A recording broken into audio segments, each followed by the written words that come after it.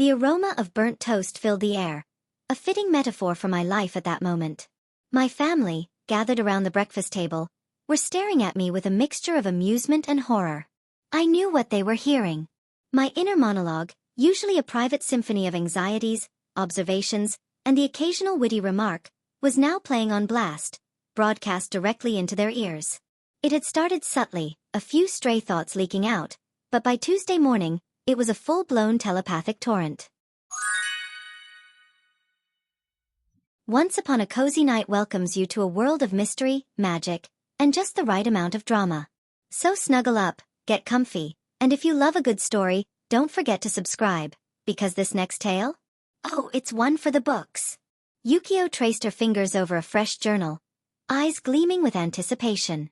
Now this, she murmured. This is a story worth reading. With a satisfied smile, she flipped open the cover, eager to devour a new tale of love.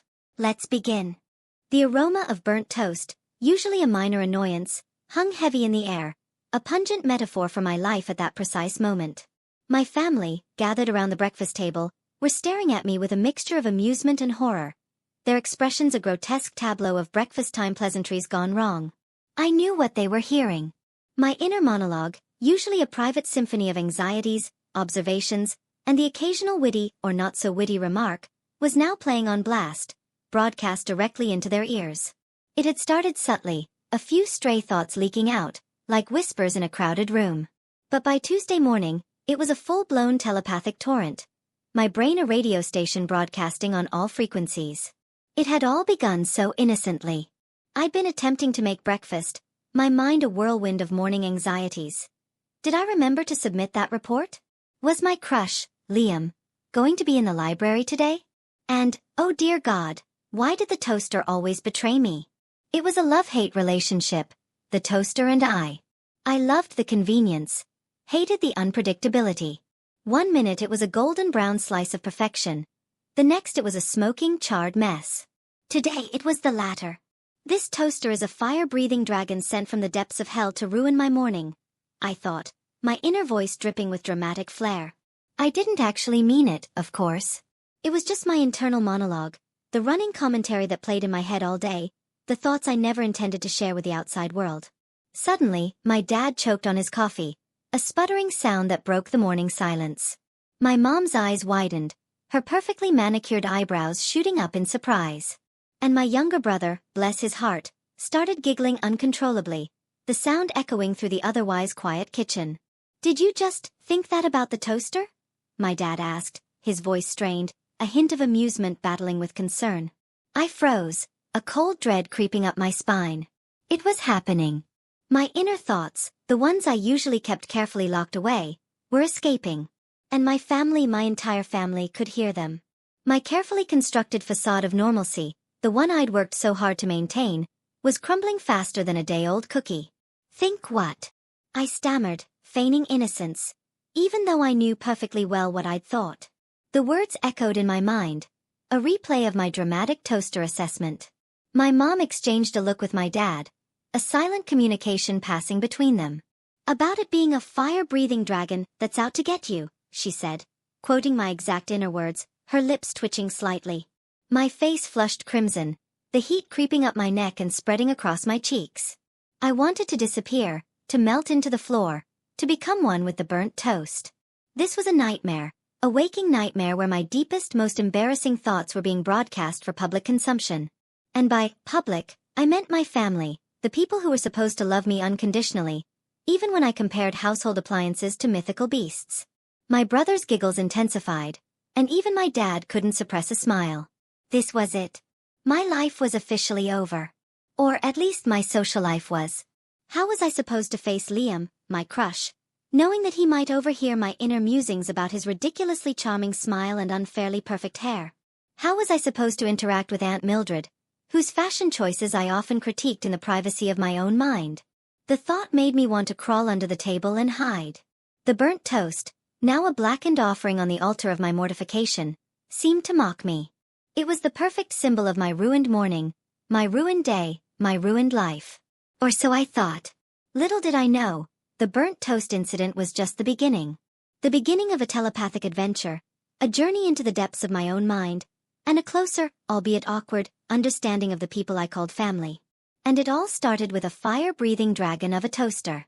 The aftermath of the burnt toast incident was awkward, to say the least. My family, bless their souls, tried to act normal, but the occasional snickers and knowing glances gave them away. I, on the other hand, was mortified. I retreated into myself, attempting to erect a mental wall, a fortress of silence around my thoughts. I tried everything to shut down the mental broadcast. Meditation? Nope. Concentrating on a single point? Worse. The silence only amplified the thoughts I was trying to suppress. It was like trying to hold back a tsunami with a teacup. The more I tried not to think about something, the more it echoed in my mind. It was a cruel irony, my brain seemingly determined to sabotage me at every turn. I imagined my thoughts as little gremlins, mischievous creatures that delighted in causing chaos. And now, these gremlins had a direct line to my family's ears. I attempted the silent treatment, hoping that if I didn't speak, my inner monologue would somehow quiet down. It didn't work. In fact, it made things worse.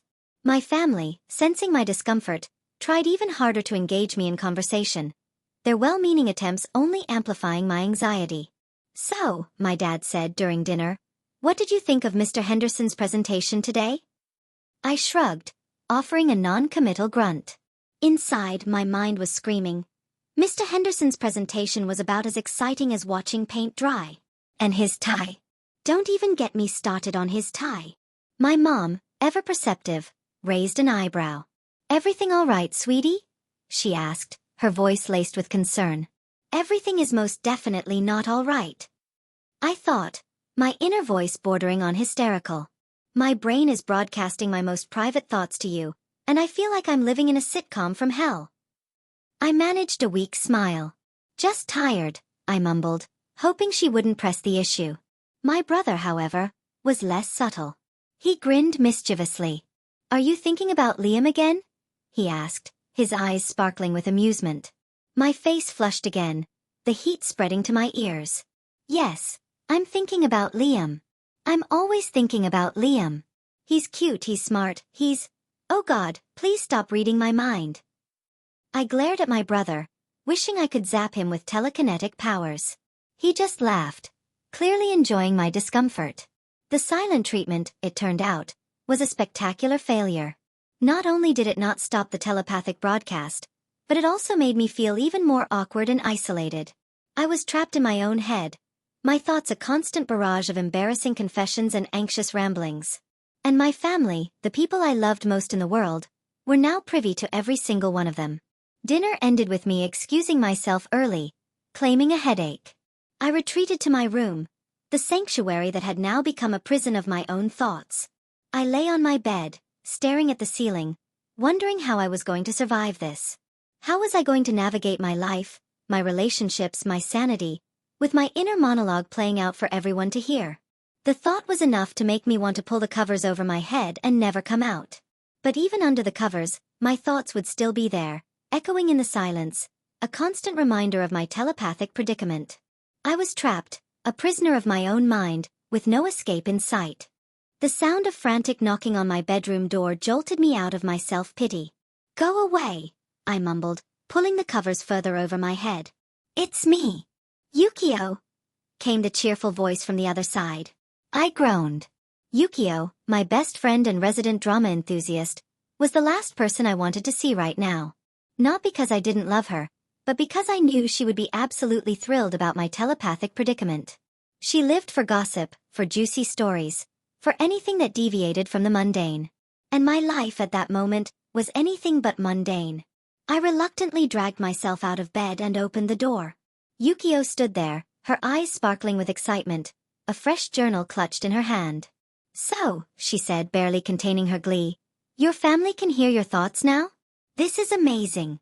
Tell me everything." I groaned again, burying my face in a pillow. "It's not amazing, Yukio. It's a nightmare. I'm mortified." Yukio, however, saw the silver lining. "Think of the possibilities," she exclaimed, bouncing on the balls of her feet. "No more awkward silences. No more guessing games. It's like a built-in truth serum. It's more like a built-in embarrassment machine, I muttered, my voice muffled by the pillow. I can't even think straight anymore without worrying about who's listening. Yukio perched on the edge of my bed, her eyes gleaming with anticipation. Come on, spill the details. What's the most embarrassing thing they've heard so far? I hesitated, then gave in. I knew I couldn't keep it from her. Yukio was like a dog with a bone when it came to gossip. She wouldn't let it go until she had every last juicy detail. I recounted the burnt toast incident, the Mr. Henderson tie critique, the Liam obsession. As I spoke, Yukio scribbled furiously in her journal, her pen flying across the page. She occasionally gasped, giggled or exclaimed, "Oh my God!" It was like I was narrating a particularly juicy episode of my favorite reality show, except this was my life, and the reality was far from entertaining. This is gold, Yukio said, closing her journal with a satisfied smile. Pure gold. You know, you should write a book about this. I can barely survive a day, I replied, let alone write a book. Yukio waved her hand dismissively. Details. Details. The point is, this is a story worth telling. A story of telepathy, family drama, and the awkwardness of adolescence. It's got all the elements of a bestseller. I rolled my eyes. You're enjoying this way too much, Yukio. Of course I am, she exclaimed. This is the most exciting thing that's happened in ages. It's like living in a real-life soap opera. I sighed. Yukio's enthusiasm was infectious, even in my current state of mortification. And maybe, just maybe, she was right. Maybe there was a story to be told here. A story about more than just embarrassment and awkwardness. A story about family, about connection, about the messy, complicated reality of human relationships. Okay, I said, a small smile creeping onto my face. Maybe it's not all bad. Maybe there's a silver lining to this whole telepathy thing. Yukio grinned. I knew you'd come around. Now, tell me more about Liam. And so, with Yukio's encouragement and her insatiable thirst for gossip, I began to navigate the telepathic terrain of my life. It was a journey filled with awkward encounters, hilarious misunderstandings, and unexpected revelations. And through it all, Yukio was there, my confidant, my cheerleader, and my personal chronicler of the telepathic trials and tribulations of Claire. Her journal, I knew, was filling up fast, and I had a feeling that my story was just beginning. The next day at school was a minefield. Every hallway, every classroom, every interaction was fraught with the potential for telepathic disaster. I walked through the corridors like a tightrope walker, carefully monitoring my thoughts, trying to keep them focused on neutral topics like algebra equations and the history of Mesopotamia. But my brain, it seemed, had other plans. It was determined to sabotage me at every turn, throwing up embarrassing memories, awkward fantasies, and, of course, Liam. Liam. Just the thought of his name sent a wave of warmth through me, followed immediately by a surge of panic. My inner monologue, usually a carefully curated collection of witty observations and subtle compliments, became a gushing fountain of embarrassing confessions and hopeful fantasies whenever he was near. I spotted him by his locker, his brow furrowed in concentration as he wrestled with a particularly stubborn combination lock. My heart did a little flip, and my brain immediately launched into a full-scale Liam-themed production. Oh my God, he looks so cute when he's concentrating, I thought, my inner voice swooning dramatically. And his hair. It's so perfectly messy. How does he do that? Does he use a special kind of hair gel? Maybe I should ask him. No, that would be weird. What if he thinks I'm a stalker? Oh God, I'm overthinking this. Just act natural. Be cool. Be casual. I plastered a casual smile on my face and walked towards him, trying to project an air of nonchalant confidence that I definitely didn't feel. Hey, Liam, I said, my voice coming out a little higher than I intended. He looked up, his blue eyes sparkling. Hey, Claire. Struggling with this lock. It's like it has a personal vendetta against me. He chuckled, and my brain immediately seized on the opportunity to analyze every aspect of his laugh. His laugh is so cute, I thought. It's like a melody, a symphony of joy. I could listen to it all day. Wait, did I just think that? Oh God, he can probably hear me thinking about his laugh. Just play it cool. Just play it cool. Yeah, those lockers can be tricky, I said, trying to sound like I wasn't currently having an internal meltdown. Sometimes you just have to jiggle the handle a bit. I demonstrated, giving the locker handle a gentle wiggle. It popped open. Wow, Liam said, his eyes widening in admiration. You're a locker whisperer. A locker whisperer? That's the lamest thing anyone's ever said. My inner voice groaned. Why couldn't I have said something cool and witty? Something that would make him fall madly in love with me? Like, I'm also a heart whisperer, and yours is telling me to ask you out. No, that's too cheesy. Just stop thinking, brain. Just stop thinking. Just a knack, I said, trying to suppress the internal commentary. Liam grinned. Well, thanks. You saved me from a locker-induced meltdown. He grabbed his books and turned to leave. Wait! My brain screamed. Ask him about his weekend. Ask him if he's going to the football game. Ask him anything. So, I blurted out. Are you, doing anything this weekend? Liam paused, a thoughtful expression on his face. Actually, he said, I'm going to the comic book convention downtown. You're into comics, right? My heart skipped a beat. Yes. I love comics. This is my chance. This is my moment. Yeah, I said, trying to keep my voice casual. I'm a big fan. Cool, he said. Maybe I'll see you there. And with that he was gone. I stood there, my mind still buzzing with excitement and anxiety. Did he just suggest that we might hang out? Is this a date? Oh my God, I think this is a date. But what if he meant it as just a friendly thing? What if he doesn't actually like me? What if he can hear all my embarrassing thoughts about him? Just breathe. Just breathe. I leaned against the lockers, trying to calm my racing heart. The telepathy thing was definitely a challenge, especially when it came to my crush. But maybe, just maybe, it wasn't all bad. Maybe it was even a little bit exciting. The possibility that Liam could hear my thoughts was terrifying, but it was also a little bit thrilling. It was like a high-stakes game, a gamble where the prize was... Well, the prize was Liam. And that was a prize worth taking a few risks for. The comic book convention was on Saturday, which gave me 2 days to mentally prepare for the potential and highly likely awkwardness of running into Liam. My thoughts were a chaotic mix of excitement, anxiety, and the constant fear of my inner monologue betraying me. But before I could even begin to strategize my Liam encounter, I had another telepathic hurdle to overcome. Aunt Mildred's birthday party. Aunt Mildred. Bless her heart, she was eccentric.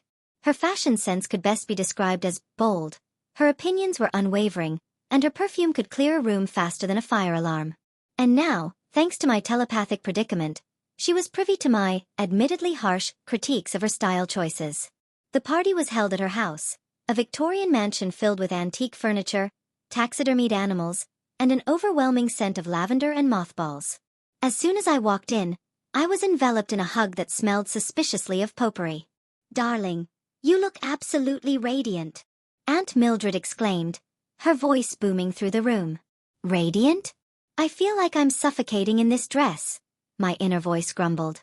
And this perfume. It smells like a funeral parlor mixed with a flower shop. I plastered a smile on my face. Thank you, Aunt Mildred. You look lovely. Lovely? She looks like a cross between a peacock and a Christmas tree, my brain supplied helpfully. Aunt Mildred beamed. I'm so glad you like my new dress. It's a vintage piece, you know. Very exclusive. Exclusive? More like exclusively hideous, my inner voice muttered. I nodded politely, trying to keep my thoughts as neutral as possible. But Aunt Mildred, as always, was a force of nature. She grabbed my arm and dragged me over to a group of her friends, all of whom were dressed in equally unique attire. Ladies, this is my niece Claire, she announced. She's a writer, you know. Very talented. A writer? She thinks I'm a writer? I'm still trying to figure out how to write a decent essay for English class. My brain panicked. Aunt Mildred's friends, a collection of women with equally eccentric personalities, began peppering me with questions. They asked about my writing, my hobbies, my love life. And all the while, my inner monologue was providing a running commentary, a sarcastic and often hilarious critique of the entire scene. Her hat looks like it's trying to escape her head, I thought, as one of Aunt Mildred's friends gestured towards her elaborate headwear. And that necklace. Is it made of actual seashells? Did she find it on the beach? Or did she wrestle it from a mermaid? The questions continued, and my anxiety grew. I tried to answer politely, to engage in the conversation, but my mind was a whirlwind of sarcastic observations and embarrassing thoughts. Do they know I'm thinking all this? I wondered, my inner voice laced with paranoia. Can they hear my every thought, my every judgment? Oh God, this is a nightmare. I need to escape. Just when I thought I couldn't take it anymore, Aunt Mildred announced that it was time for cake. I breathed a sigh of relief. Cake was a safe topic. Everyone liked cake. Or so I thought. As Aunt Mildred presented the cake, a towering confection decorated with elaborate frosting and edible flowers, my inner voice couldn't resist. That cake looks like it belongs in a museum, I thought. It's too pretty to eat. And what are those flowers made of? Are they even edible? What if they're poisonous? I managed to choke down a slice, my mind still racing with anxieties. The party continued, and I tried my best to navigate the telepathic minefield, to keep my thoughts polite and neutral. But it was exhausting. It was like trying to walk through a room full of invisible tripwires, each one connected to an embarrassing or judgmental thought. By the time the party ended, I was drained. I hugged Aunt Mildred goodbye, promising to call her soon, a promise I knew I wouldn't keep. As I walked out of the mansion, I felt like I had just survived a telepathic marathon. Aunt Mildred's party was a testament to the challenges of navigating my new reality. It was a reminder that even the most well-meaning interactions could become minefields when your inner monologue is playing out for everyone to hear. And it was a confirmation that I desperately needed a strategy for controlling my thoughts, or at least for filtering them before they reached the ears of my unsuspecting family and friends. My brother, bless his mischievous heart, was having a field day with my telepathic predicament.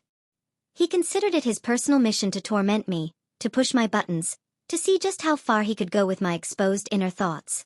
He was like a scientist conducting experiments on a particularly volatile subject, and I was the subject. "Hey, Claire," he'd say, his eyes gleaming with playful malice.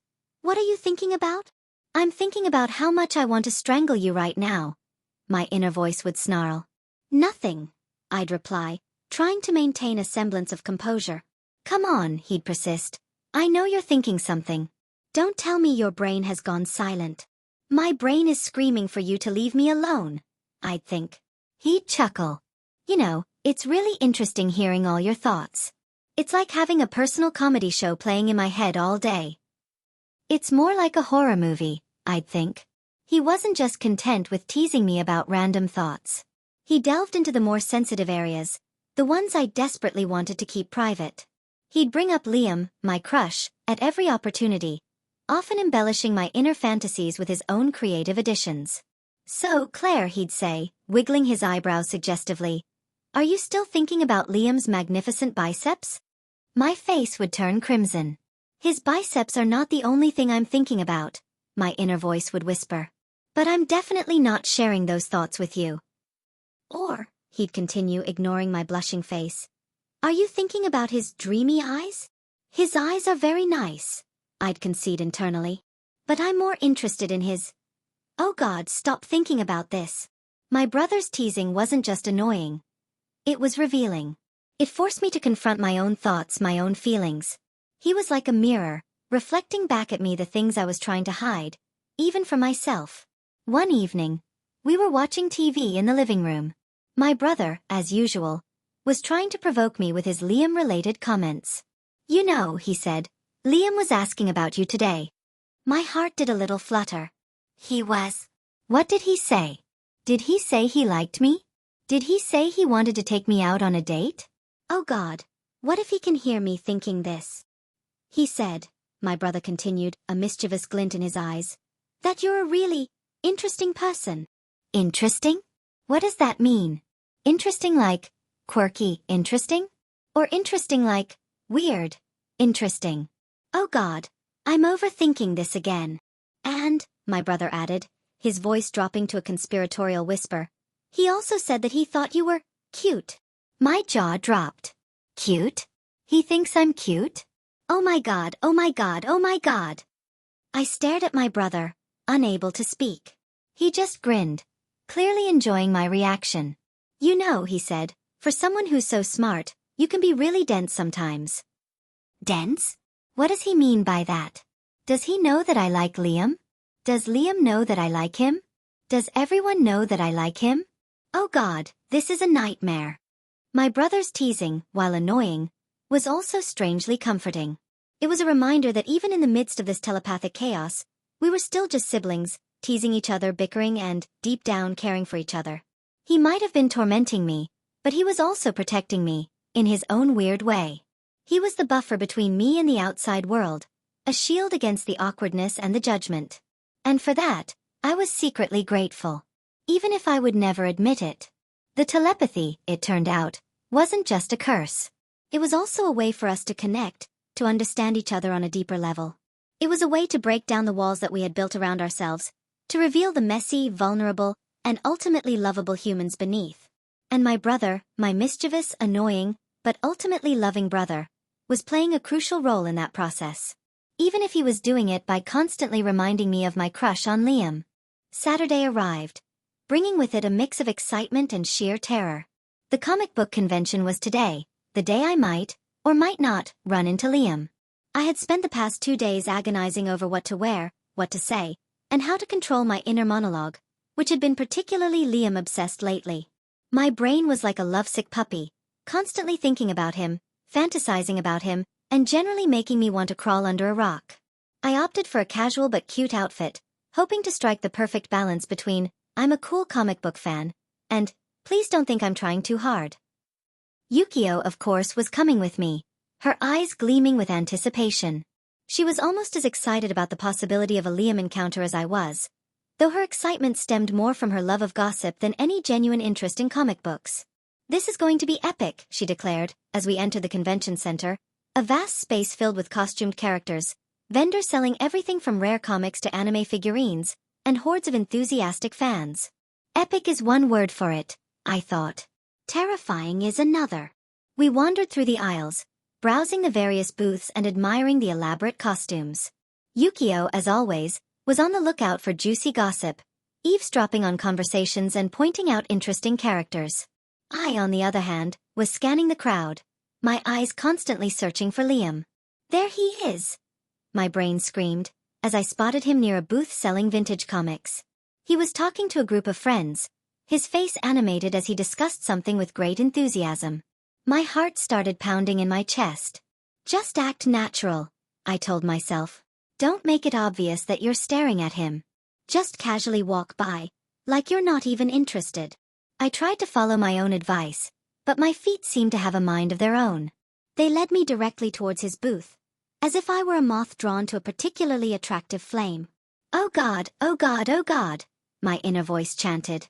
What do I say? Do I say hi? Do I compliment his costume? Do I pretend I don't see him? Just breathe. Just breathe. As I got closer, I could hear their conversation. They were talking about a new comic book series, and Liam was expressing his excitement about it. I know that series, my brain shouted. I've read it. I can contribute to this conversation. I can show him how cool and knowledgeable I am. Before I could stop myself, I blurted out, I love that series. The artwork is amazing. Liam turned around, his eyes widening in surprise. Hey, Claire. What are you doing here? Oh God, I've done it now, my brain panicked. I've made it obvious that I was eavesdropping. Just play it cool. Just play it cool. Just, checking out the comics, I said, trying to sound casual. Cool, he said. Have you read the latest issue? And so, we started talking. About comics, about movies, about everything and nothing. I was so nervous that I could barely think straight, but I managed to hold my own in the conversation. I even made a few jokes, which, to my relief, he actually laughed at. He's laughing at my jokes. My brain cheered. He thinks I'm funny. Maybe he actually likes me. As we talked, I couldn't help but notice how close we were standing. I could smell his cologne, a subtle scent that made my heart race. He smells amazing, I thought. I wonder if he uses the same cologne every day. Maybe I should buy some for my brother. No, that would be weird. Just stop thinking about this. Suddenly, a loud crash echoed through the convention center. Everyone turned to see what had happened. A vendor's display had collapsed, sending comics and figurines flying everywhere. In the confusion, I bumped into Liam, knocking his glasses off his face. They fell to the ground with a sickening crunch. "Oh my God, I've broken his glasses!" my brain screamed. "I've ruined everything. He's going to hate me." I scrambled to pick them up, my hands shaking. "I'm so sorry," I stammered. "I'm so clumsy." Liam chuckled. "It's okay," he said. "Accidents happen." He took the glasses from my hand and examined them. "They're not broken," he said to my relief. "Just a little bent."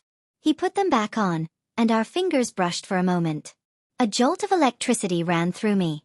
"Oh my God," I thought. "His hand is so warm. I wonder if he can feel it too." The moment was interrupted by Yukio, who rushed over, her eyes wide with concern. "What happened?" she asked. "I broke Liam's glasses," I confessed, my voice barely above a whisper. Yukio gasped dramatically. "Oh no! This is a disaster." "Yes, it's a disaster," my brain echoed. "I've ruined my chances with Liam. He's going to think I'm a klutz. He's never going to talk to me again." Liam, however, seemed unfazed. He smiled at me. "Don't worry about it," he said. "It's really no big deal." And with that, he turned and walked away. I stood there, my mind reeling. What just happened? I wondered. Did I just completely embarrass myself in front of Liam? Or did I somehow manage to survive the encounter? I can't tell. Yukio patted me on the shoulder. "Don't worry," she said. "It could have been worse." Worse. I thought. How could it possibly be worse? As we left the convention center, I couldn't shake the feeling that I had just experienced a major telepathic catastrophe. The Liam encounter had been a roller coaster of emotions, a mix of excitement, anxiety, and sheer panic.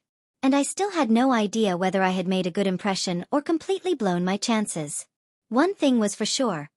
Navigating the telepathic terrain of my crush was proving to be much more challenging than I had ever imagined. The days following the Comic-Con catastrophe were filled with a strange mix of dread and anticipation. I replayed the Liam encounter over and over in my head, analyzing every word, every gesture, every accidental bump. Had I come across as a complete klutz? Had I revealed my inner Liam-obsessed fangirl? Had I irrevocably ruined any chance of him ever seeing me as anything more than a comic-loving disaster? My inner monologue was relentless, replaying the scene on an endless loop, each time with a new, more embarrassing interpretation. Why did I have to blurt out that I loved that series? I'd berate myself. I sounded like such a nerd. And then I broke his glasses. Or almost broke them. That was even worse. He probably thinks I'm a walking calamity. Yukio, ever the optimist, tried to reassure me. "He didn't seem to mind," she'd say. "He even said it was no big deal." "You're overthinking it." Overthinking it? I'd fume internally. Of course I'm overthinking it. This is Liam we're talking about. My entire social life hangs in the balance. Despite Yukio's attempts to calm my anxieties, I couldn't shake the feeling that I had messed up big time. I avoided Liam at school, ducking into classrooms and taking alternate routes to avoid bumping into him. The thought of facing him, of seeing the possible look of pity or amusement in his eyes, was too much to bear. One afternoon, I was in the library, trying to focus on my homework, but my mind kept drifting back to the Comic-Con. I should apologize, I thought. I should find him and apologize for being so clumsy. Maybe that will make things better. Maybe it will show him that I'm not a complete disaster. The thought of apologizing filled me with a fresh wave of anxiety. What if he thinks I'm being weird? What if he doesn't even remember the incident? What if he thinks I'm trying to flirt with him? I decided to write a note. A carefully worded note that would express my apologies without being too awkward or revealing. I spent hours crafting the perfect message, deleting and rewriting until I was satisfied. The next day, I finally found the courage to approach Liam. He was by his locker, talking to a friend. I took a deep breath and walked over, my heart pounding in my chest. "Hey, Liam," I said, my voice trembling slightly. He looked up, a surprised expression on his face. "Hey, Claire." I held out the note. I wanted to give you this." He took the note, a curious look on his face. He unfolded it and read it silently. As he read, my inner monologue was going crazy. Please don't think I'm a weirdo, I begged internally. Please don't think I'm trying to hit on you. Please just think I'm a normal, non-clumsy human being. When he finished reading, he looked up at me, a strange expression on his face. This is an apology, he asked. Yeah, I said, my face turning red. For, almost breaking your glasses at the Comic-Con. He chuckled. It's okay, he said. Really? It was no big deal. But, I persisted, I felt bad. I'm really clumsy sometimes. He smiled. Everyone's clumsy sometimes, he said. Don't worry about it. And then he did something that made my heart stop. He reached out and gently touched my arm. Thanks for the note, he said. It was thoughtful. Thoughtful? My brain echoed. He thinks I'm thoughtful? Is that good? Is that bad? Oh God, what does it mean? He turned to his friend and started talking about something, leaving me standing there, my mind completely blank. I didn't know what to say, what to do, or how to react. I just stood there, frozen in place, my thoughts a jumbled mess of confusion and something else. Something that felt suspiciously like hope. The accidental apology, it turned out, wasn't a disaster after all. It was awkward, yes, but it was also strangely positive. It had opened up a line of communication between Liam and me, a line that I hadn't dared to hope for. And now, I had a new, even bigger challenge to face. Navigating the awkward aftermath of the accidental apology, and figuring out what, if anything, it meant for my chances with Liam. The time after the accidental apology was a blur of mixed signals and internal debates. Liam's thoughtful comment echoed in my mind, a cryptic message I couldn't decipher. Was he genuinely appreciative? Or was it just polite dismissal? My inner monologue, naturally, leaned towards the pessimistic. He thinks I'm weird, it would whisper. He thinks I'm trying too hard. He probably regrets even talking to me at the Comic-Con. Yukio, however, remained optimistic. He touched your arm, she'd exclaim, her eyes sparkling. That's a definite sign. He likes you. He touched my arm? I'd scoff internally. That's just a friendly gesture. It doesn't mean anything. Besides, everyone touches people's arms. It's a human thing. I spent hours analyzing every interaction I had with Liam, searching for hidden meanings in his words, his expressions, his body language. It was like trying to solve a complex puzzle with missing pieces. One moment, he'd smile at me, and I'd feel a surge of hope. The next, he'd be engrossed in a conversation with someone else, and I'd be plunged back into despair. He's talking to Sarah, my inner voice would lament. She's so pretty. And she's so cool. Why would he ever be interested in me? The telepathy, of course, didn't help. It made everything more complicated. I was constantly worried about what he might be hearing from my brain, what embarrassing thoughts might be leaking out. Please don't let him hear me thinking about his smile, I'd pray internally. Please don't let him hear me thinking about how cute he looks when he's reading. One day in the library, I was trying to focus on my studies, but my mind kept wandering to Liam. He was sitting at a nearby table, engrossed in a book. My eyes kept drifting towards him, and my inner monologue was having a field day. He looks so handsome when he's concentrating, I thought. I wonder what he's reading. Maybe I should go over and ask him about it. No, that would be too obvious. Just act casual. Just act casual. Suddenly, my brain betrayed me. Out loud. He's so cute, I mumbled, my voice echoing through the quiet library. I froze, my face burning. Liam looked up, a surprised expression on his face. He couldn't have heard that, could he? Oh my God, he heard me! My brain screamed. I've done it again. I've completely embarrassed myself. I quickly grabbed my books and fled the library, my face crimson. I could feel Liam's eyes on my back as I ran, and I knew, just knew, that he had heard me. My inner monologue, the one I was so desperately trying to control, had sabotaged me yet again. Why, brain, why? I wailed internally. Why do you have to betray me like this? Why can't you just cooperate for once? I didn't see Liam for the rest of the day. I avoided him at school, I avoided him in the hallways, I even avoided the library. I was convinced that I had completely ruined any chance I had with him. He probably thought I was a weird, lovesick stalker. That evening, I confided in Yukio. "I'm doomed," I told her. Liam heard me say he was cute. Out loud. In the library. Yukio, bless her heart, tried to make me feel better. "Maybe he didn't hear you," she said. "The library is pretty quiet. Maybe he just thought you were talking to yourself." Talking to myself? I scoffed internally. That's even worse. He'll think I'm crazy. "I'm never going to talk to him again," I declared. "I'm going to become a hermit. I'm going to live in a cave and never see another human being again." Yukio rolled her eyes. "Don't be so dramatic," she said. "It's not that bad." Not that bad. I thought. It's the end of the world. My social life is over. I'm going to die alone. Despite my dramatic pronouncements, I knew I couldn't avoid Liam forever. We went to the same school. We had some of the same classes. Eventually, I would have to face him. And the thought of that filled me with a fresh wave of anxiety. What would he say? How would he react? Would he even acknowledge me? Or would he pretend that he hadn't heard me, that I hadn't said anything at all? The uncertainty was killing me. And my brain, the traitorous organ that had caused this whole mess, was now silent, leaving me to wallow in my own self-pity. The next day at school was torture. I walked through the hallways like a ghost, avoiding eye contact with everyone, especially Liam. I felt like everyone was staring at me, whispering about the library incident, judging me for my embarrassing outburst. My inner monologue was a constant stream of self-deprecating remarks. "They all know I'm a weirdo," it would whisper. "They all know I'm obsessed with Liam. They probably think I'm going to start following him around and writing him love poems."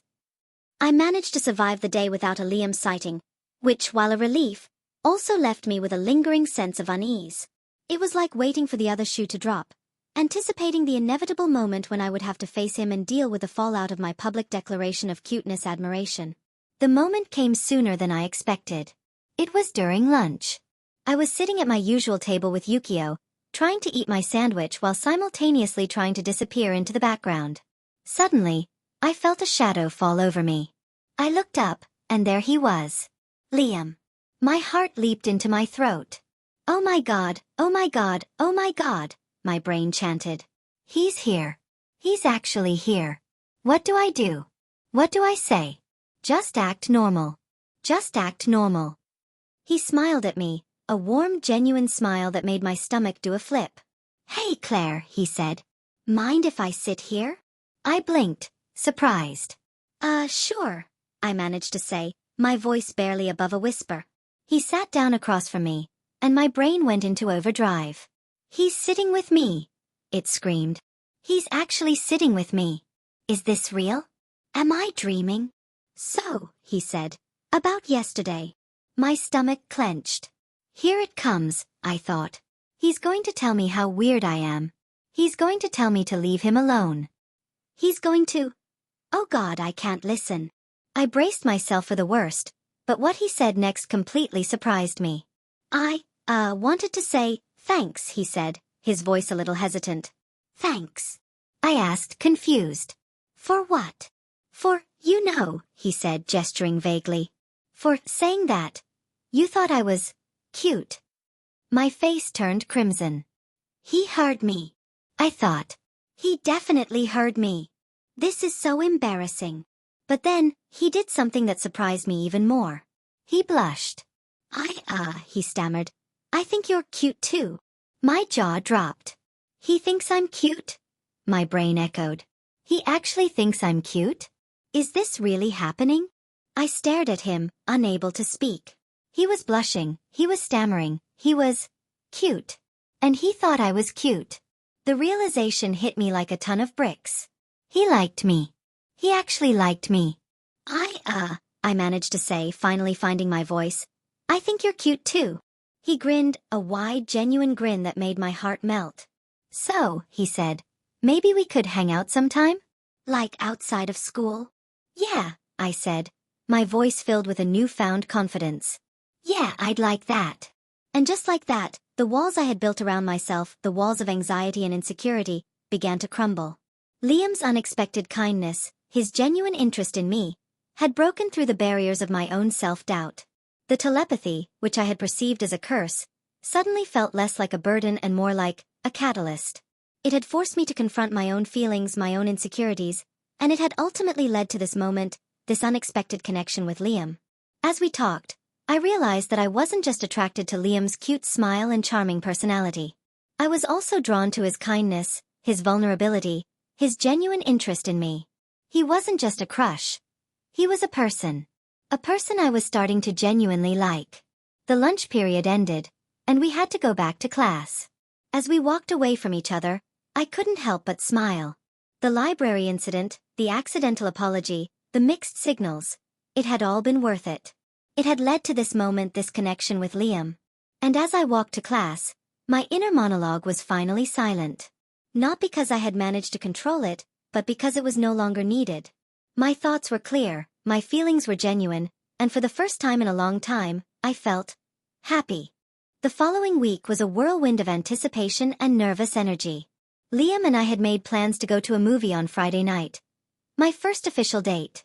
My inner monologue was a constant stream of panicked preparations and what-if scenarios. What should I wear?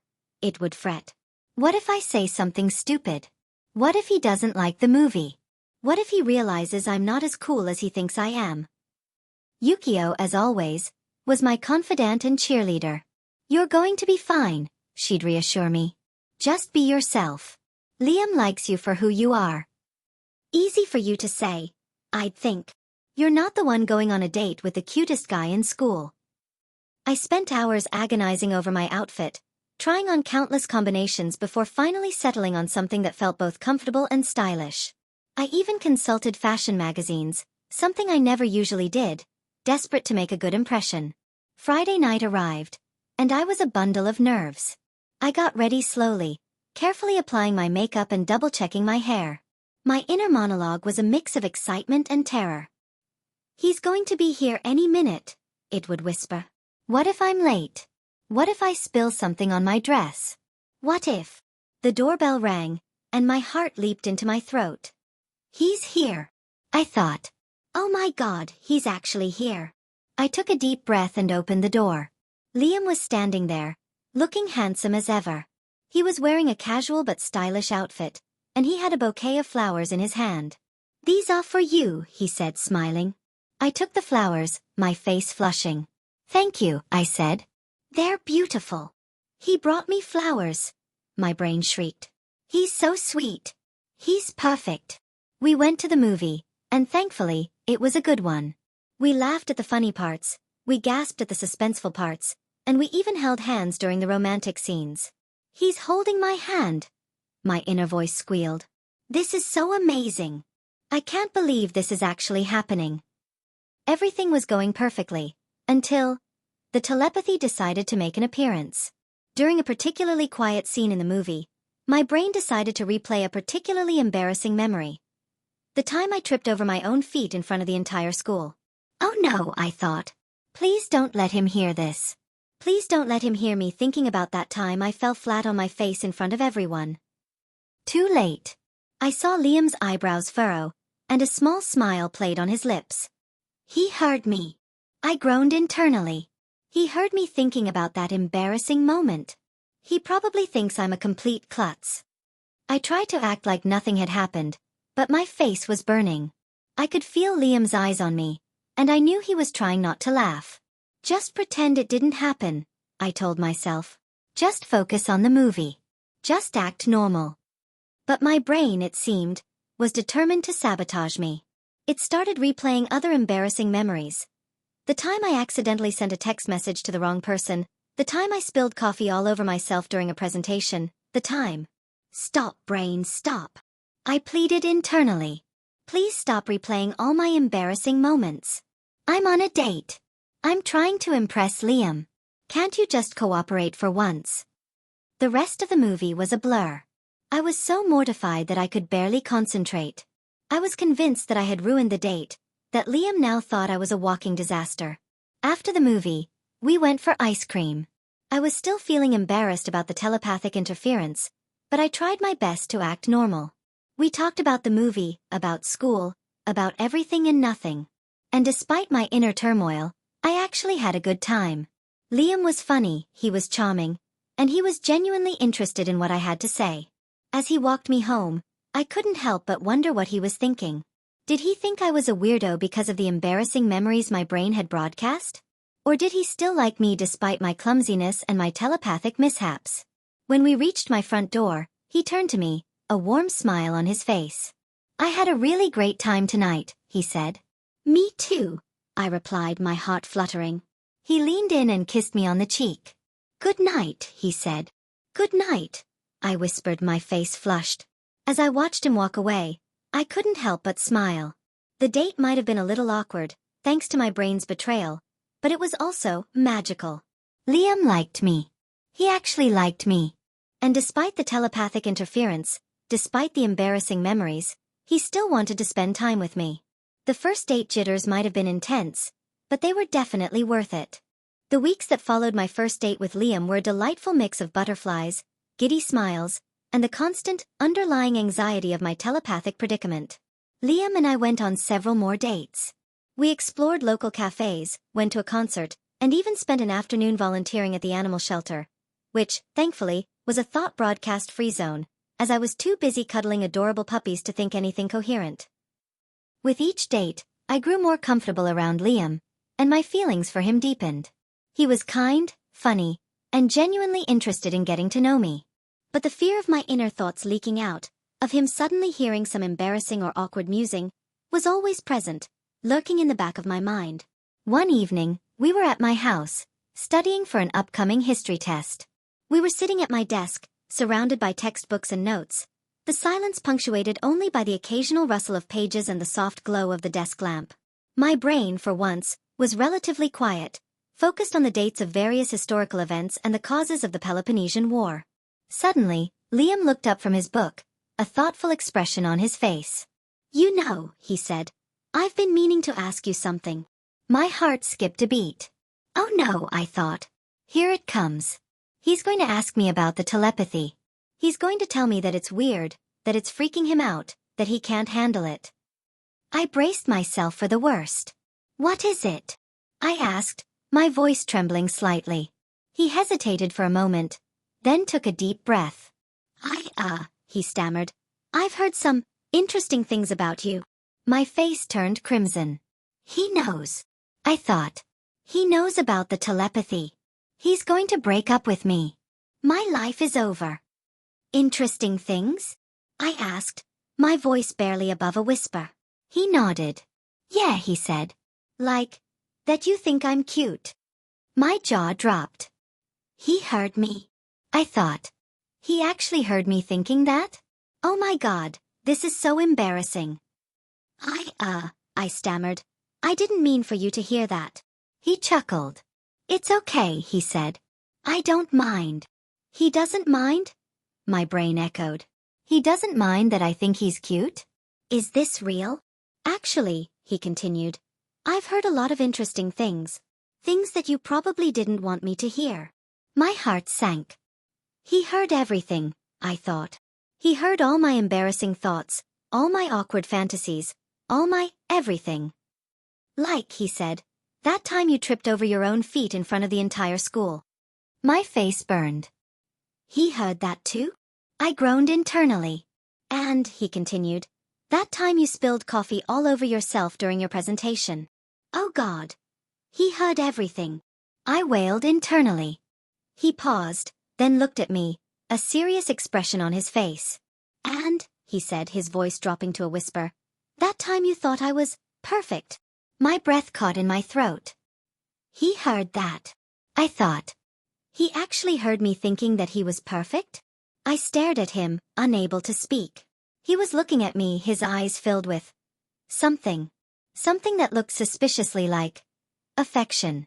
"You know," he said, "I've heard a lot of embarrassing things. A lot of awkward things. A lot of things that most people would be mortified for me to know." He paused again, then took a deep breath. "But," he continued, "I don't care." My jaw dropped. He doesn't care? I thought. He doesn't care that he's heard all my embarrassing thoughts? "Because," he said, his voice soft, It's all part of you. It's part of what makes you, you. He reached out and took my hand. And, he said, I like you. All of you. The clumsy you, the awkward you, the you who thinks I'm perfect. I like all of it. Tears welled up in my eyes. He likes me, I thought. He actually likes me, even with all my flaws, even with all my embarrassing thoughts. I like you too, I whispered, my voice choked with emotion. He smiled, a warm, genuine smile that made my heart melt. I know, he said. I heard you thinking it. I laughed, a shaky, relieved laugh. So, I said, you've heard everything? He nodded. Everything, he said. And you still like me? I asked, my voice filled with disbelief. I still like you, he said. In fact, he added, his voice dropping to a whisper, I think I'm starting to really like you. My heart skipped a beat. He's starting to really like me? I thought. Is this really happening? I leaned in and kissed him, a soft, tentative kiss that quickly deepened. As we kissed, I realized that the telepathy, which I had once feared, was no longer a barrier between us. It was a part of our story, a part of what made our connection so unique. It had revealed my vulnerabilities, my insecurities, but it had also revealed my true self, the self that Liam had come to know and love. And as I kissed him, I knew that I loved him too. Not just for his cute smile and charming personality, but for his acceptance, his understanding, his willingness to embrace all of me, the good, the bad, and the embarrassingly telepathic. The revelation of my telepathic connection with Liam, or rather, his acceptance of it, was a huge weight off my shoulders. The constant fear of my thoughts betraying me had finally subsided, replaced by a sense of relief and a deeper connection with Liam. However, there was still one hurdle to overcome. My family.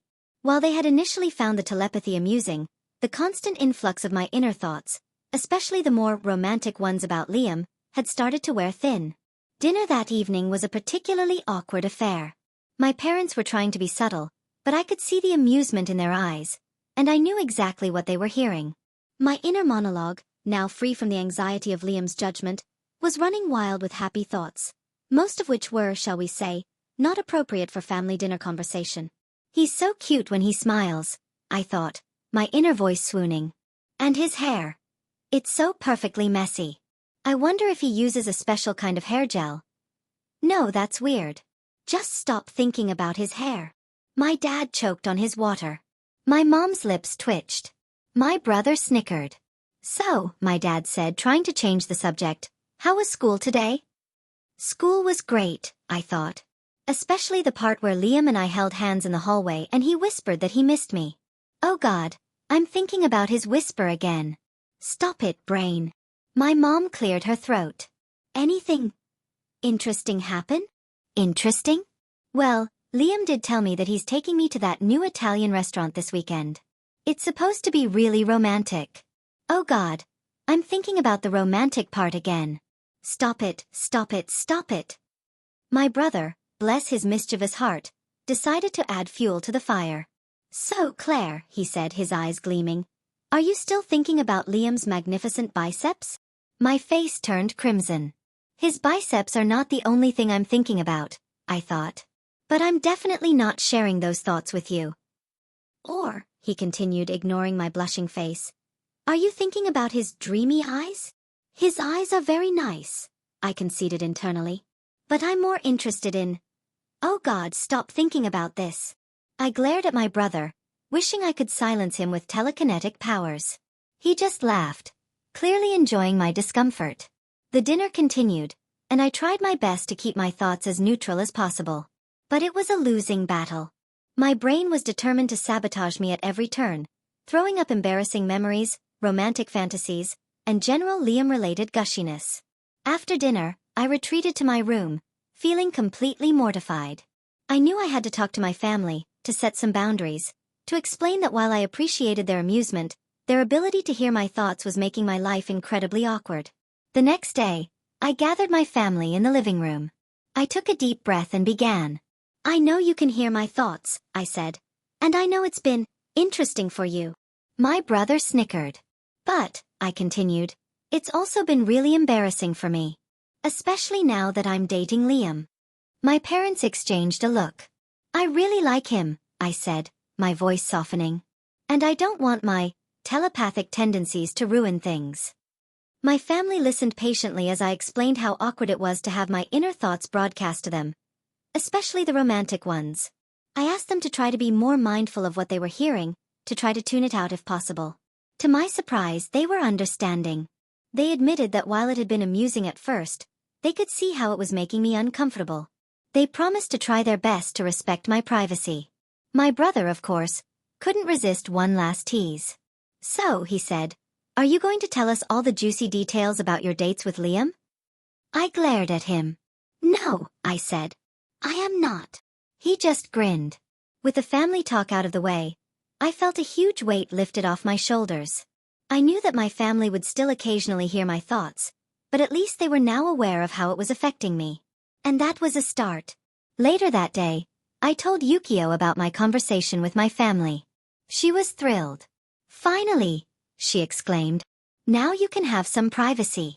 No more embarrassing dinner conversations. Hopefully, I thought.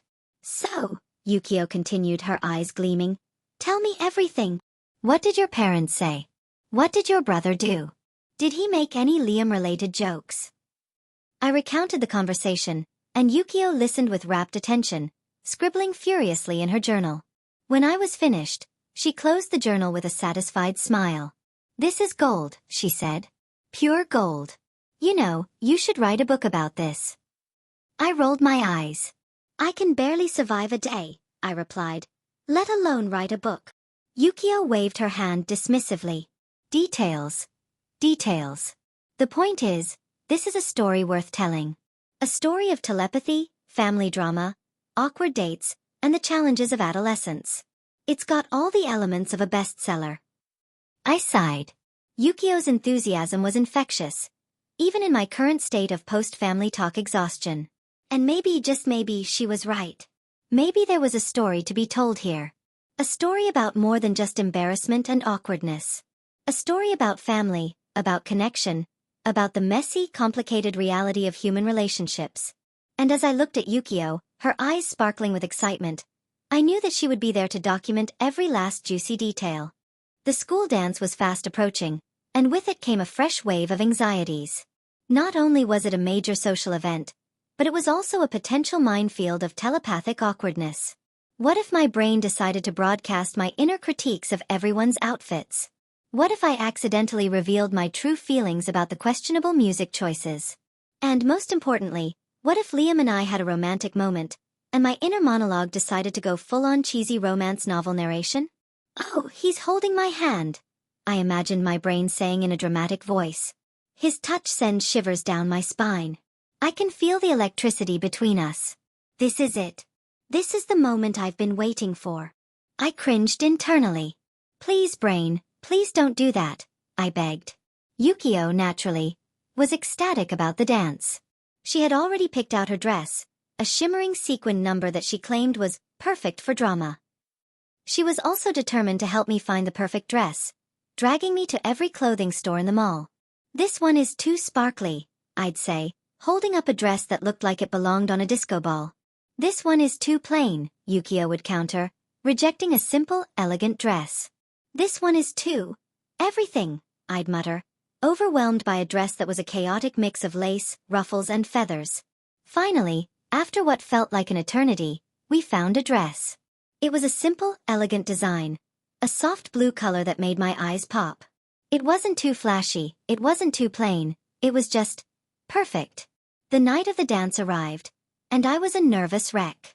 I got ready slowly, carefully doing my hair and makeup. My inner monologue was a mix of excitement and anxiety. He's going to be here any minute, it would whisper. What if I trip on the dance floor? What if I spill punch on my dress? What if?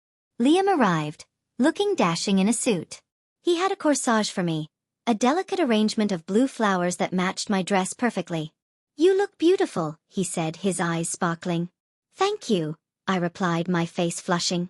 You look handsome. He looks so handsome, my brain gushed. He's perfect. I'm so lucky to be going to the dance with him. We arrived at the school gym, which had been transformed into a dance floor with twinkling lights and a DJ playing popular music. The room was filled with students, all dressed up and ready to dance. Yukio, of course, was already on the dance floor, twirling and laughing with her friends. She waved at us, her eyes gleaming. "Go have fun," she yelled over the music. Liam took my hand, and we joined the crowd on the dance floor. We danced to slow songs, we danced to fast songs, we even attempted a few choreographed moves, which, thankfully, didn't result in any major disasters. "He's holding my hand," my brain whispered. "His touch is so warm. I can feel the electricity between us." I cringed internally. "Please, brain, please don't do this," I begged. But then, something unexpected happened. As we were dancing to a slow song, Liam pulled me closer, his eyes locked on mine. He said, his voice soft. "I wanted to tell you something."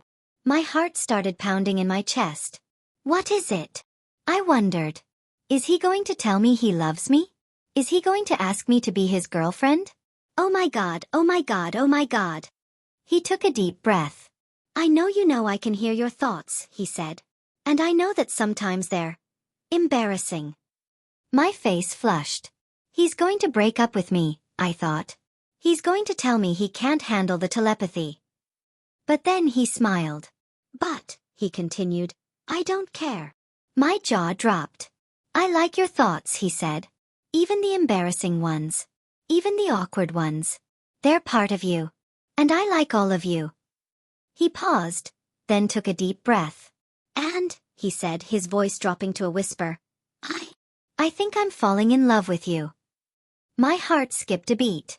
He's falling in love with me? I thought. He's actually falling in love with me? Is this real? Tears welled up in my eyes. I love you too," I whispered.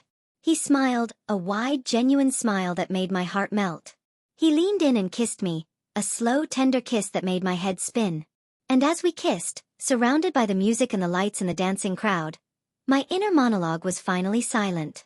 Not because I had managed to control it, but because it was no longer needed. My thoughts were clear, my feelings were genuine, and for the first time in a long time, I felt completely happy. The school dance, the potential minefield of telepathic awkwardness, had turned into a magical night, a night where I confessed my love for Liam, and he confessed his love for me. And as we danced, I knew that our telepathic connection, once a source of anxiety, had become the foundation of our love story. The remaining weeks of school flew by in a blur of shared laughter, whispered secrets, and stolen kisses. Liam and I were officially a couple, and the telepathy, once a source of constant anxiety, had become a comfortable part of our relationship. We still had the occasional telepathic mishap, a stray thought slipping out during a particularly intense makeout session, a shared laugh over a particularly embarrassing memory resurfacing. But they were no longer a source of mortification. Instead, they were reminders of our unique connection, a bond forged in the awkward fires of telepathic adolescence.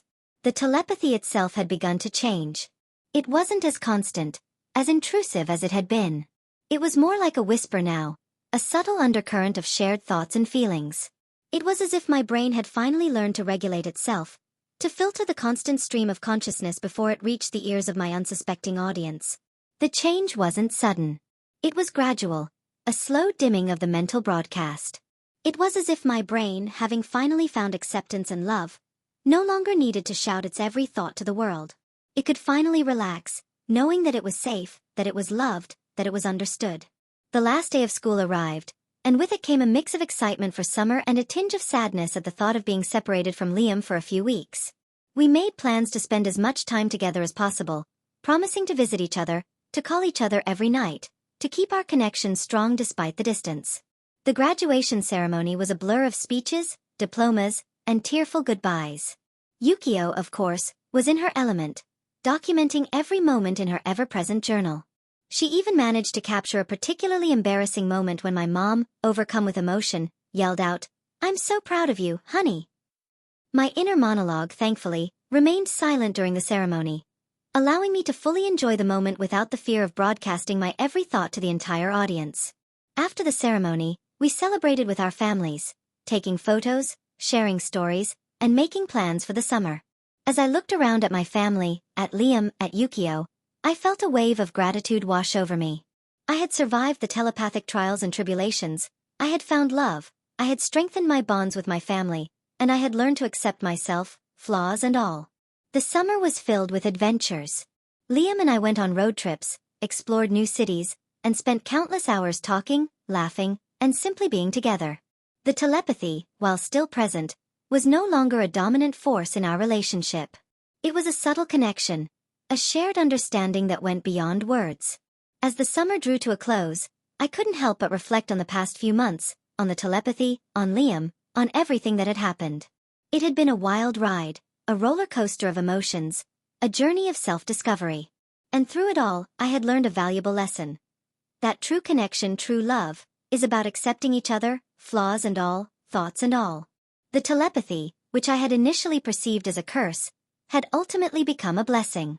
It had forced me to confront my own insecurities, to be honest with myself and with others, and it had ultimately led me to Liam, to a love that was deeper, stronger, and more meaningful because it was built on a foundation of complete honesty and acceptance.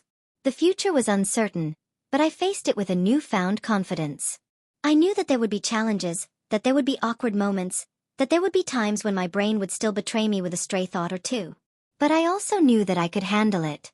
I had survived the telepathic storm, and I had emerged stronger, more confident, and more in love than ever before. And as I looked towards the future, I knew that whatever challenges lay ahead, I would face them with Liam by my side. Our connection strengthened by the shared experience of telepathic adolescence, our love story written in the echoes of our souls. Yukio tapped her pen against her chin, a thoughtful expression playing on her lips. Claire's story was a masterpiece, a perfect blend of humor, romance, and just the right amount of awkwardness. It was a story that would resonate with anyone who had ever felt like their inner thoughts were a ticking time bomb, waiting to explode and reveal their deepest, darkest secrets. The telepathy angle had been a stroke of narrative genius, adding a layer of comedic tension that elevated the whole tale. But now, the ink on Claire's chapter was dry, the final period placed with a satisfying click of her pen. Whose drama would grace her pages next? Her gaze drifted around the bustling cafe, a veritable goldmine of potential storylines. The couple arguing heatedly by the window, their voices a low rumble of accusation and denial, a classic tale of love and betrayal, ripe for exploration. Perhaps she'd subtly insert herself into their orbit, offer a sympathetic ear, and glean the juiciest details. Then there was her roommate, bless her clumsy soul, whose life was a never-ending series of comedic disasters. From setting the kitchen on fire while attempting to bake cookies, for the third time, to accidentally gluing herself to the cat, her roommate was a constant source of amusement and bewilderment. Documenting her escapades would be a public service, a cautionary tale wrapped in hilarity. But Yukio craved something more. Something with layers, with hidden depths, with the kind of emotional roller coaster that made her heart pound and her pen fly across the page. Her gaze settled on her best friend, Sarah, who had recently started dating a new guy, a charming and charismatic fellow named Alex. He seemed perfect on the surface, handsome, intelligent, witty. But Yukio's finely tuned gossip radar was picking up a faint, almost imperceptible vibration of something. She couldn't quite put her finger on it, but she suspected that beneath the polished veneer lurked a story waiting to be unearthed. Perhaps a secret past, a hidden agenda, or maybe just a garden variety case of emotional baggage. Whatever it was, Yukio was determined to find it. She made a mental note to casually suggest a girls' night with Sarah, subtly steering the conversation towards Alex. She'd need to employ her best investigative techniques. The artful probing, the carefully placed questions, the feigned disinterest that masked her insatiable curiosity. It was a delicate dance, a game of conversational chess, and Yukio was a master player. A sly smile spread across her face. The world was her oyster, and she was ready to crack it open and savor the juicy gossip inside. Claire's story had been a triumph, but it was just the beginning. There were countless more tales waiting to be told, secrets waiting to be revealed, dramas waiting to unfold. And Yukio, armed with her trusty journal and her insatiable thirst for gossip, was ready to document them all. The possibilities were endless, and Yukio, the self-proclaimed chronicler of human eccentricities, was eager to get started. Liam's epilogue. Liam had always been drawn to Claire's quirky personality. He found her awkwardness endearing, her wit captivating, and her passion for comic books. Well, let's just say it was a bonus. But it wasn't until the telepathy incident that he truly fell for her. Hearing her inner thoughts, unfiltered and raw, revealed a depth and vulnerability that he hadn't seen before. He heard her insecurities, her dreams, and yes, her embarrassingly adorable crush on him. He'd always liked her, but hearing her thoughts solidified his feelings. He realized he wanted to know the real her, the one behind the carefully constructed facade. The telepathy might have been a bizarre invasion of privacy, but it also gave him the push he needed to finally ask her out. He'd been nervous, terrified even, that she wouldn't reciprocate his feelings. Hearing her thoughts had given him confidence, but also made him realize how much he genuinely cared for her. The accidental apology, the library incident, the school dance, they were all milestones in their relationship, each one bringing them closer. And now, as he looked at her, laughing and smiling, he knew that he had made the right choice. He loved her. He loved her awkwardness, her humor, her intelligence, and yes, even her telepathic brain. He loved all of her. And he knew, deep down, that their connection was something special, something unique, something that would last a lifetime. Yukio tapped her pen against her chin, a thoughtful expression playing on her lips. Claire's story was a masterpiece, a perfect blend of humor, romance, and just the right amount of awkwardness. It was a story that would resonate with anyone who had ever felt like their inner thoughts were a ticking time bomb, waiting to explode and reveal their deepest, darkest secrets. The telepathy angle had been a stroke of narrative genius, adding a layer of comedic tension that elevated the whole tale. But now, the ink on Claire's chapter was dry, the final period placed with a satisfying click of her pen. Whose drama would grace her pages next? Her gaze drifted around the bustling cafe, a veritable goldmine of potential storylines. The couple arguing heatedly by the window, their voices a low rumble of accusation and denial, a classic tale of love and betrayal, ripe for exploration. Perhaps she'd subtly insert herself into their orbit, offer a sympathetic ear, and glean the juiciest details. Then there was her roommate, bless her clumsy soul, whose life was a never-ending series of comedic disasters. From setting the kitchen on fire while attempting to bake cookies, for the third time, to accidentally gluing herself to the cat, her roommate was a constant source of amusement and bewilderment. Documenting her escapades would be a public service, a cautionary tale wrapped in hilarity. But Yukio craved something more. Something with layers, with hidden depths, with the kind of emotional roller coaster that made her heart pound and her pen fly across the page.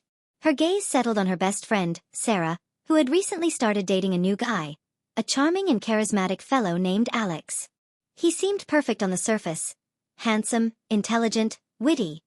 But Yukio's finely tuned gossip radar was picking up a faint, almost imperceptible vibration of something. She couldn't quite put her finger on it, but she suspected that beneath the polished veneer lurked a story waiting to be unearthed. Perhaps a secret past, a hidden agenda, or maybe just a garden variety case of emotional baggage. Whatever it was, Yukio was determined to find it. She made a mental note to casually suggest a girls' night with Sarah, subtly steering the conversation towards Alex. She'd need to employ her best investigative techniques. The artful probing, the carefully placed questions, the feigned disinterest that masked her insatiable curiosity. It was a delicate dance, a game of conversational chess, and Yukio was a master player. A sly smile spread across her face. The world was her oyster, and she was ready to crack it open and savor the juicy gossip inside. Claire's story had been a triumph, but it was just the beginning. There were countless more tales waiting to be told, secrets waiting to be revealed, dramas waiting to unfold. And Yukio, armed with her trusty journal and her insatiable thirst for gossip, was ready to document them all. The possibilities were endless, and Yukio, the self-proclaimed chronicler of human eccentricities, was eager to get started. Thanks for hanging out. Hope you had as much fun listening as I did sharing this story. Because wow, that was a ride. If your jaw is still on the floor, don't worry, I'll help you pick it up next time. If you enjoyed the chaos, go ahead and like, comment, and subscribe, because trust me, there's always more where that came from.